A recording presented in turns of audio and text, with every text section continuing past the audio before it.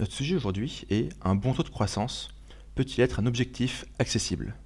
Je me suis inspiré d'un sujet posé dans une prépa, que je ne citerai pas, et j'ai trouvé ce sujet très intéressant pour s'entraîner sur la croissance. Au début, je voulais faire pourquoi la croissance pourquoi, qui est un classique de concours, qui est tombé à l'ESSEC, et que pas mal de prépas en fait, ont repris pour faire leur cours. Comme j'avais déjà intitulé le cours sur l'entreprise Pourquoi la firme pourquoi, j'ai essayé de trouver autre chose, donc un bon taux de croissance peut-il être un objectif accessible? Bon, quelques petites remarques avant de commencer sur la croissance. La croissance, c'est vraiment le concept fourre-tout. Les concepteurs, dès qu'ils ont besoin de faire un sujet, ils font libre-échange et croissance, inégalité et croissance. En fait, c'est un peu le mot qu'on met un peu partout dès qu'on a besoin de faire un sujet et qu'on a cours d'inspiration. C'est donc un concept qui est tombé dans énormément de sujets au cours de ces 20 dernières années au concours BCE et Écricom. Avant de commencer, une petite remarque sur les trois déterminants de la croissance. Juste pour que tu aies ça à l'esprit, en fait, on peut identifier trois grands déterminants de la croissance. Tout d'abord, la consommation des ménages, puis l'investissement des entreprises, et enfin, troisièmement, les exportations. Ce troisième point est fondamental parce qu'il y a toujours une relation entre la croissance dans un pays et son ouverture commerciale. Par exemple, les exportations, ça représente 25% du PIB français et 40% du PIB allemand. Pour les Chinois, c'est aussi dans les 40%. Passons à l'introduction. J'ai choisi comme accroche une citation de Jürgen Habermas, un philosophe allemand. Cette citation est la suivante: le capitalisme est le premier mode de production dans l'histoire universelle à avoir institutionnalisé la croissance économique. Ce qui veut dire par là, c'est que la croissance est née avec le capitalisme et plus encore avec la révolution industrielle. En fait, la révolution industrielle, elle a systématisé et propagé, progressivement certes, mais le capitalisme, l'économie de marché, la croissance, mais aussi quelque part la finance, etc. Évidemment, c'est très progressif. Évidemment, aussi bien le capitalisme que la finance, que la croissance existaient déjà avant, en particulier dans les grandes villes commerciales au Moyen-Âge, comme l'a montré par exemple Fernand Braudel. Mais bon, ça c'est une petite parenthèse. Donc avec la révolution industrielle, on va démarrer une période de croissance inédite qui ne s'est pas arrêtée depuis. Là-dessus, quelques chiffres sont les chiffres de Madison. C'est un peu les chiffres de base que tout le monde voit, qu'il y a dans tous les manuels, mais qu'il faut connaître. Donc Madison, dans un travail pour l'OCDE, qui s'appelle L'économie mondiale, une perspective millénaire, publié en 2001, montrait qu'il y avait eu 4 périodes.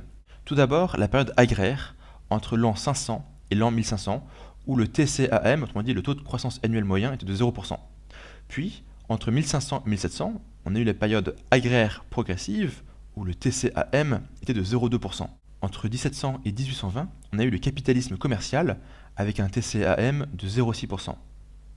Puis, entre 1820 et 1980, on a le capitalisme dit industriel avec un TCAM de 2,5%. Voilà, ça c'est 4 petits chiffres, faciles à mémoriser, qu'on peut réutiliser à droite et à gauche et qu'il faut que tu connaisses. Passons à notre définition. Petit point. J'ai mis ici la définition de Pérou, sans citer François Pérou. Pourquoi? Parce que le jury n'en peut plus de François Pérou. Ils n'en peuvent plus. François Pérou, l'économie du XXe siècle, ils n'en peuvent plus. Mais cette définition est géniale. Donc on donne cette définition, qui est un peu une définition de base maintenant, sans citer Pérou, vraiment parce qu'ils n'en peuvent plus, aussi bien à l'oral qu'à l'écrit. Donc cette définition, c'est que la croissance économique correspond à l'augmentation soutenue pendant une ou plusieurs longues périodes d'un indicateur de dimension, le produit global brut ou net en termes réels pour la nation. Évidemment, la croissance se mesure par le PIB, produit intérieur brut, qu'on peut mesurer avec la somme des valeurs ajoutées sur un territoire donné.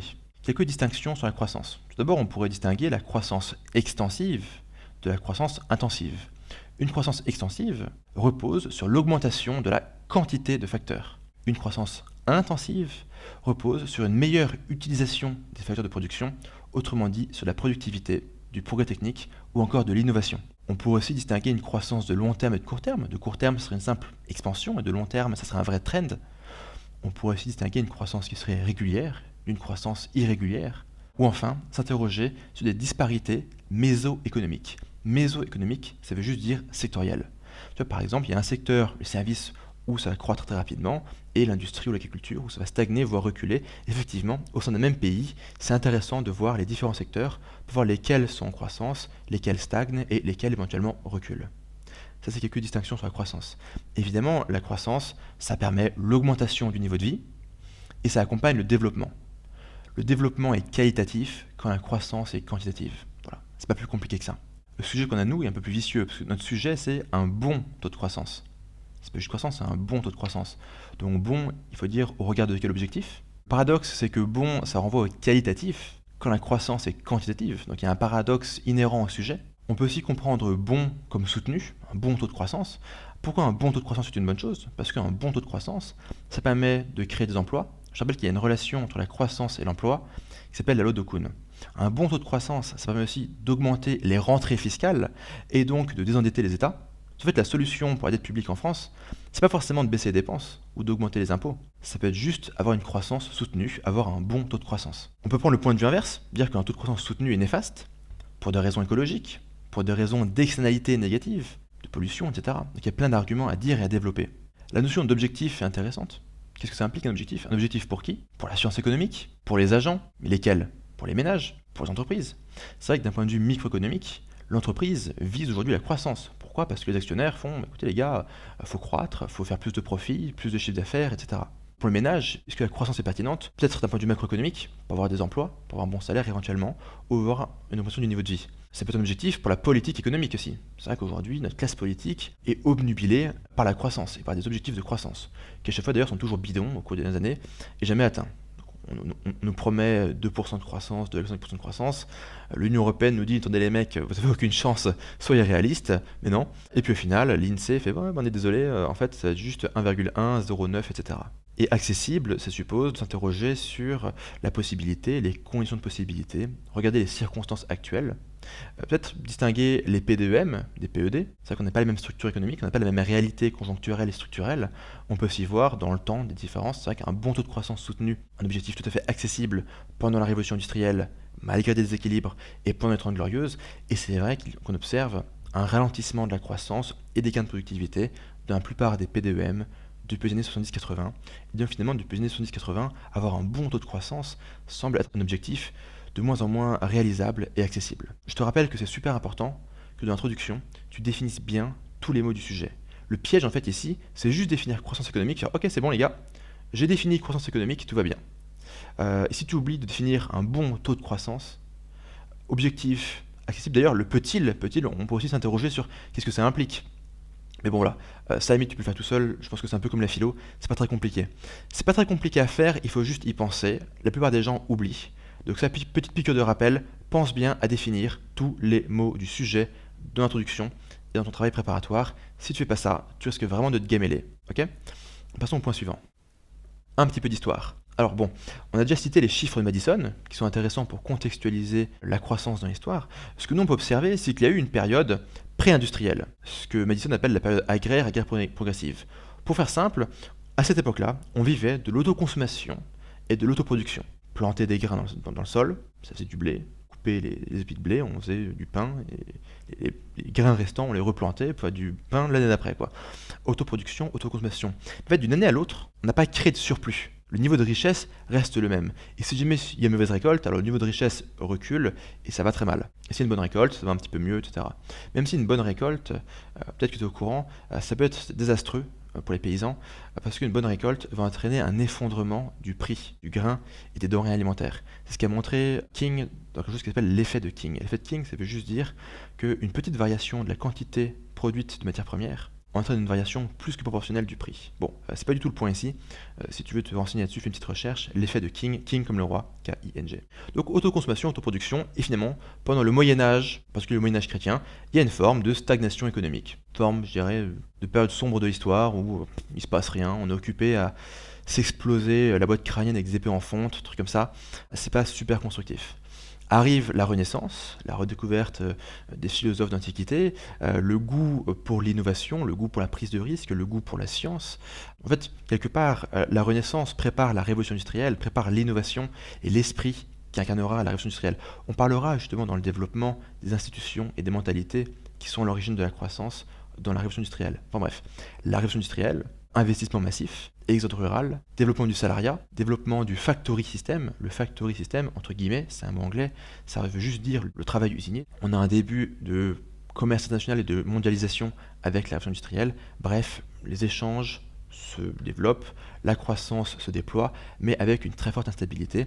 Comme on le sait, c'est le petit point suivant, la croissance du 19e siècle est jalonnée de crises brutales et extrêmement cyclique. Cyclique, tu peux mentionner les théoriciens des cycles, Kitchin, Juglar, Kondratiev. Ça pareil, on le verra par la suite. Oui, petite remarque, c'est un cours très centré sur la croissance. Dans ce cours sur la croissance que je vais faire, il y a quand même une grande faiblesse, c'est que je vais pas beaucoup traiter les cycles. Pareil, dans les crises, j'ai un petit peu parlé des cycles, j'ai pas développé en profondeur les cycles dans les crises non plus. Donc je t'invite, si tu as le temps, de faire une petite recherche sur les cycles de ton manuel, dans le cours de ton prof, peu importe, pour venir un petit peu étoffer la masterclass avec quelques références en bonus sur les cycles. On ne sait jamais, si tu tombes sur un sujet sur les cycles à l'oral, avoir quelques petites références en bonus, ça peut être pas mal. Période de croissance tout à fait intéressante, pour reprendre notre cours, les 30 Glorieuses. Les 30 Glorieuses vont succéder à la crise majeure du capitalisme qui avait été la crise de 29. Pour les économistes soviétiques, la crise de 29 incarnait le grand soir marxiste avec l'effondrement final du capitalisme. 30 Glorieuses, une période de forte croissance. En France, on est sur un TCAM d'environ 5%. On a un très faible chômage, 3-4%, c'est ce qu'on appelle aussi un plein emploi.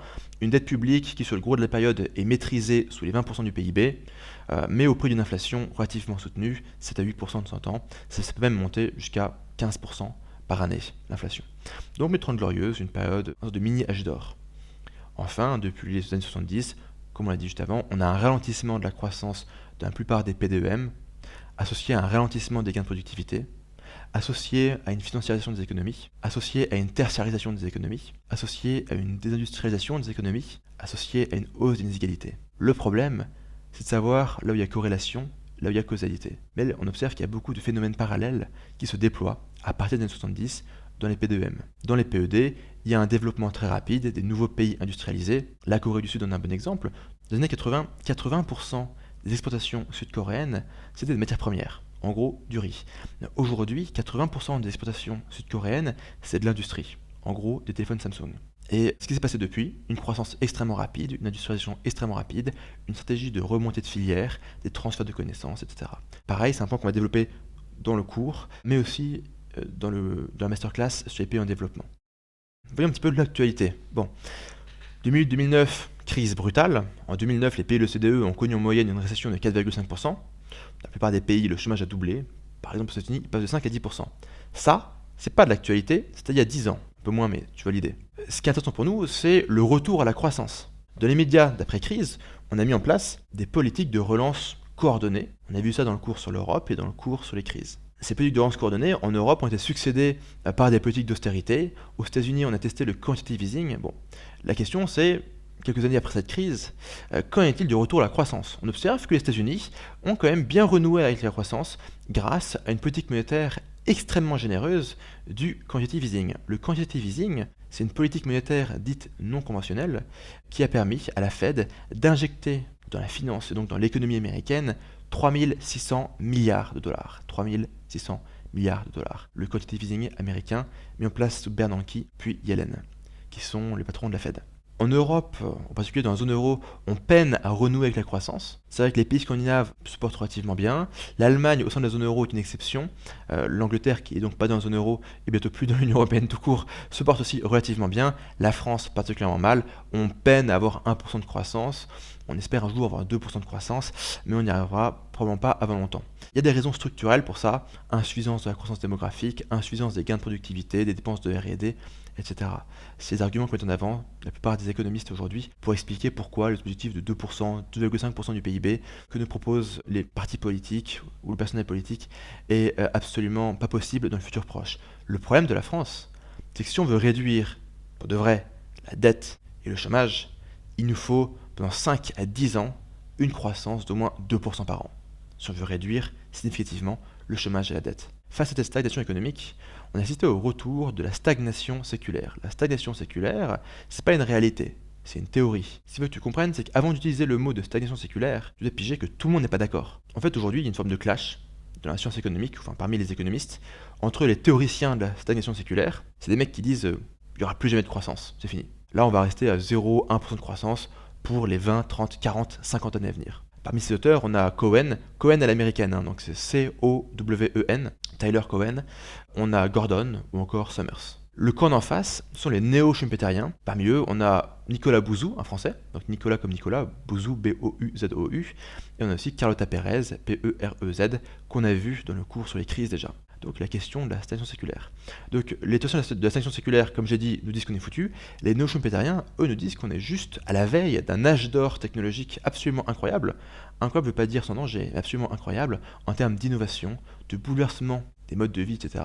D'où mon troisième petit point qui est Schumpeter is back. C'est l'idée qu'aujourd'hui, on a un grand retour de l'entrepreneur schumpeterien qui met en place une destruction créatrice. La destruction créatrice, c'est quasiment la définition de la croissance chez Schumpeter. C'est le fait qu'on va inventer de nouveaux métiers, de nouvelles entreprises, de nouvelles structures et détruire les anciennes. Et c'est incarné par des entrepreneurs. Pour changer un petit peu, et pour éviter de mettre encore Elon Musk, Mark Zuckerberg, Steve Jobs, ou des trucs comme ça, que tout le monde va mettre, je t'ai mis ici Alex Karp, c'est le fondateur de Palantir Technologies. On a parlé un petit peu de Palantir Technologies, de mémoire, hein, dans l'introduction du cours sur la croissance. Alors Palantir Technologies, c'est une boîte qui fait de la big data. Elle va analyser des milliards de données pour analyser des schémas, des comportements, et essayer d'identifier des fraudes bancaires, des terroristes, des trucs comme ça. Les clients de Palantir, c'est la CIA, le FBI, Wall Street. Ce qui est marrant, c'est ce que j'avais expliqué dans le cours sur l'État, c'est que les gens qui ont créé ces boîtes sont des libertariens. Autrement dit, des gens qui sont contre l'État, contre toute forme de régulation par l'État, mais qui par contre n'ont aucun problème à gagner des milliards en bossant avec la NSA pour espionner en gros la terre entière, quoi. Tout ça, c'est Alex Karp. J'ai pensé à citer ce mec parce que ce type, à la base, c'est un philosophe, et son prof de philo en Allemagne, c'était Jürgen Habermas, qu'on a mis en accroche. Donc ça, c'est Alex Karp, un type assez taré qui vaut un truc comme 1 ou 2 milliards, qui se promène en tongs et en t-shirt rose fluo en général, un truc comme ça, et qui bosse avec la NSA pour espionner tout le monde. C'est juste un exemple d'entrepreneur, parce que finalement, ce qui est à la mode aujourd'hui, c'est d'expliquer comment et pourquoi les entrepreneurs changent le monde, blablabla. Et puis ça introduit une forme de dynamisme dans la copie et l'introduction. Donc ça, c'était donc notre introduction sur la croissance. Passons maintenant au plan sur la croissance. Alors, notre plan. Dans un grand 1, on montre que l'histoire économique nous apprend qu'un bon taux de croissance est un objectif qui est quand même complexe à atteindre et qui dépend de nombreux facteurs, mais qui est tout à fait possible. Dans un grand 2, on va essayer de critiquer cet impératif de la croissance et montrer que atteindre la croissance, atteindre un bon taux de croissance, c'est pas forcément possible et c'est pas forcément souhaitable. Donc c'est pas forcément un objectif qui est bon et aussi qui est accessible.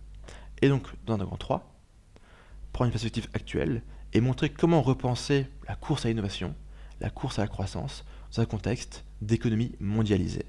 Voilà, tout simplement. Évidemment, la mondialisation, ça marche très souvent en grand 3 pour faire une ou deux sous-parties. En fait, la mondialisation, ça permet de redéfinir le sujet et lui donner une nouvelle dimension, ce qui offre assez facilement un grand 3. Attaquons maintenant le développement.